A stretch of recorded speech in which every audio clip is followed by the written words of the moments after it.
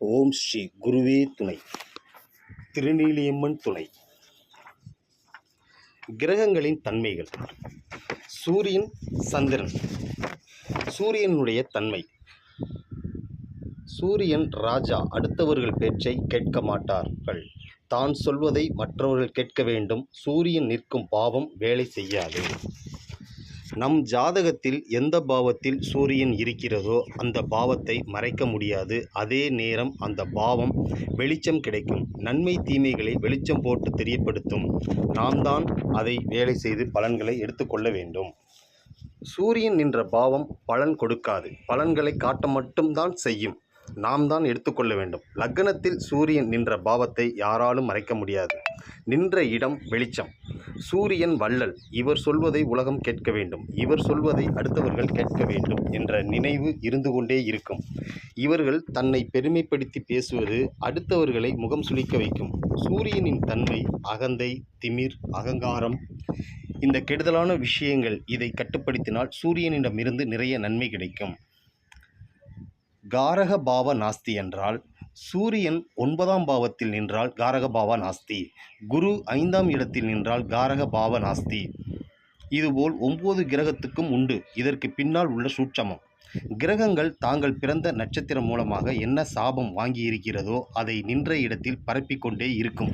மரபணு முறையில் ஒரு கிரகம் எந்த பாவத்தில் இருந்தாலும் அது பிறந்த நட்சத்திரத்தை வைத்து அந்த நட்சத்திரம் என்ன சாபம் தோஷம் பெற்று இருக்கிறதோ அதை வெளிப்படுத்தி கொண்டே இருக்கும். சூரியன் பிறந்த நட்சத்திரம் அஸ்தம். அஸ்தம் நட்சத்திரம் குரு சாபம் தோஷம் உள்ளது. அஸ்தம் நட்சத்திரம் புத்திர சோகம் புத்திர தோஷம் எடுத்து சொல்லக்கூடிய நட்சத்திரமாகும். சூரியனுக்கு புத்திர தோஷமும் புத்திர சோகமும் உண்டு. புத்திர சோகம் என்றால் குழந்தை இல்லை என்றும், புத்திர தோஷம் என்றால் குழந்தை எதிரியாக மாறுவது புராண வரலாறு இது உண்டு. சூரியனுக்கு பிறந்த மகன் சனி, யமன் இரண்டும் சூரியனுக்கு எதிரி. இதனால்தான் சூரியன் 9ஆம் பாவத்தில் இருந்தால் காரக பாவ நாஸ்தி.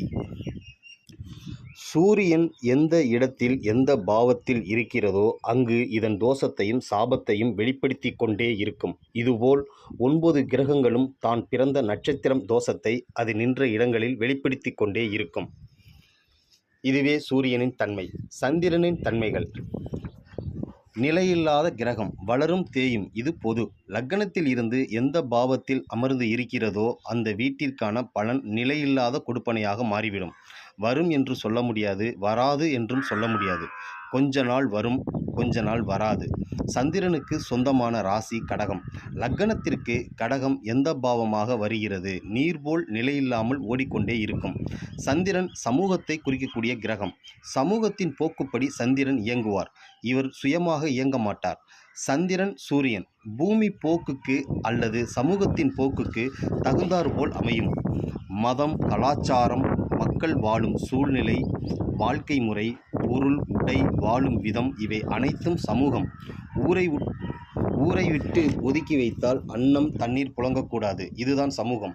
சந்திரனோடு சம்பந்தப்பட்டது. சந்திரனுக்கு நிலையான குணம் கிடையாது. சமூகத்திற்கு நிலையான குணம் கிடையாது. சமூகத்திற்கு அடிமை சந்திரன். ஊரோடு ஒத்துப்போவதில் கவனமாக இருப்பார்கள். சமூகம் நம்மை குறை சொல்லாமல் இருக்க தன்னை பாதுகாத்துக் கொள்வார். சட்டப்பூர்வமான விஷயம் பார்ப்பதை விட சமூகம் சார்ந்த விஷயத்தில் கவனமாகவும் அக்கறையுடனும் அதற்கு தகுந்தாற்போல் வாழ்வார்கள். இவர் தன் போக்கை மாற்றிக்கொண்டே இருப்பார். அடுத்தவர் சொல்வதை கேட்டு அதை பேசுவார். இது இவருடைய கெட்ட குணம். சந்திரனுடைய நல்ல விஷயம், யார் இவரை நாடி வந்தாலும் சாப்பாடு தண்ணீர் கொடுத்து அனுப்பி வைப்பார்கள். கடகம் ராசி லக்னம்.